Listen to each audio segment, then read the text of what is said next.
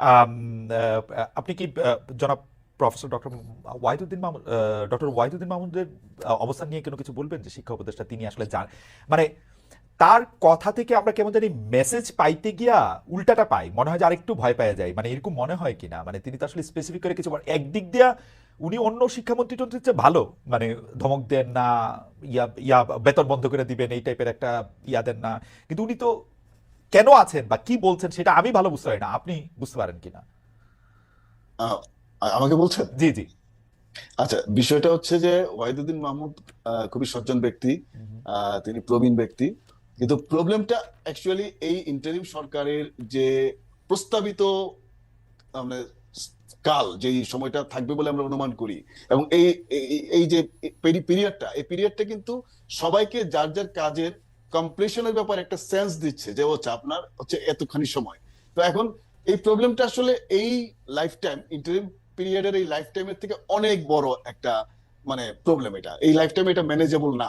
তো এখন এইটা এইটা একটা বড় জিনিস, এবং এইটাকে হ্যান্ডেল করা কিভাবে, আপনি কি করবেন? আপনি ঢাকা বিশ্ববিদ্যালয়ে ফাংশন করছে না, so will they go back to national university? না, সেটাও সম্ভব না। তাহলে কি করবে? একটা সেপারেট বিশ্ববিদ্যালয় কিভাবে সম্ভব? মানে ইউজিসি তো বিশ্ববিদ্যালয় না। সো অনেকগুলো সমস্যা কিন্তু এখানে আছে। তো ইউজিসি কে আপনি আসলে ইউজিসি দিয়ে সেটা হ্যান্ডেল করতে পারছেন না। একটা সেপারেট বিশ্ববিদ্যালয় স্থাপন করতে গেলে এই সরকারের আমলে সেটা কিভাবে সম্ভব, সেটা নিয়ে পলিসি কোয়েশ্চেন আছে।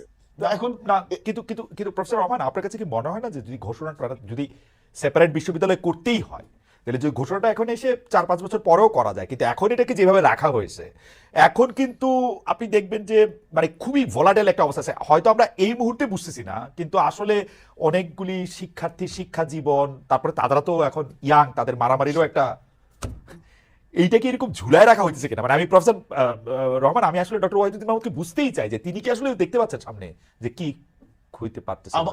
আমার কাছে মনে হচ্ছে যে তার যে বক্তব্যটা আমরা পাচ্ছি জি। সেটা হচ্ছে আমরা বলি না যে থিঙ্কিং অ্যালাউড। আচ্ছা। হ্যাঁ, সো হুম। বেসিক্যালি উনি আসলে সশব্দে চিন্তা করছেন। হ্যাঁ, বিকজ ডেফিনেটলি আপনি এত দ্রুত একটা পলিসি ডিসিশনে পৌঁছানো আমার কাছে মনে হয় খুবই কঠিন।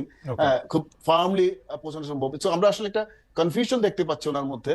এই কনফিউশনটা আমি মনে করি যে খুব আনজাস্টিফাইড না, এই কনফিউশনটা থাকারই থাকারই কথা। কথা, রাইট। কিন্তু তো এই কনফিউশনটা থেকে ধীরে ধীরে কিন্তু আগাচ্ছে। ওনার বক্তব্যটা যদি আপনি দেখেন, জি। আমরা যদি একটু পজিটিভলি দেখতে চেষ্টা করি, ওনার কালকের বক্তব্য এবং আজকের বক্তব্যের মধ্যে কিন্তু তফাৎ আছে। আজকে কিন্তু তিনি বলছেন যে হ্যাঁ, একটা বিশ্ববিদ্যালয় স্থাপনের চিন্তা সরকার করছে। তো এখন সেটা রকম কি হবে তারা নিশ্চিত না। আশা করছি আগামীকালকে এ বিষয়ে আমরা হয়তো আরেকটা আপডেট পাবো, ওকে। সেখানে হয়তো একটা ফরম্যাট আমরা পাবো। তো ওকে। আগাচ্ছে, আমি মনে করি, আমি স্টিল আশাবাদী যে আগাচ্ছে, কিন্তু অবশ্যই প্রবলেমটা আমরা যে যতখানি ইন্টারভেন করছি তার চেয়ে বড় একটা প্রবলেম, ওকে। এটা আমাদের মনে রাখতে হবে।